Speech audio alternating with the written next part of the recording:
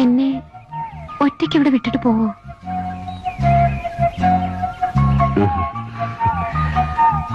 ഒന്നറിഞ്ഞാ കൊള്ളാം. സാവിത്രിക്ക് എന്റെ എന്നെ ഇഷ്ടമായത്? എനിക്കറിയില്ല.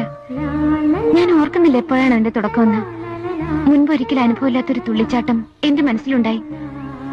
വിനു കൊണ്ടുവന്ന കുപ്പിയോളകളില്ലേ, അത് നിരത്തി ഞാൻ വിനുവിന്റെ പേര് എഴുതി. അതിൽ വെറുതെ ഉറങ്ങാൻ നോക്കിയിരുന്നു.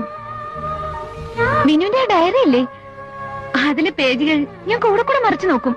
ഹോസ്പിറ്റലിൽ വിനു ഉള്ളപ്പോ സന്ധ്യ ആവരുതേ ഞാൻ പ്രാർത്ഥിക്കുമായിരുന്നു.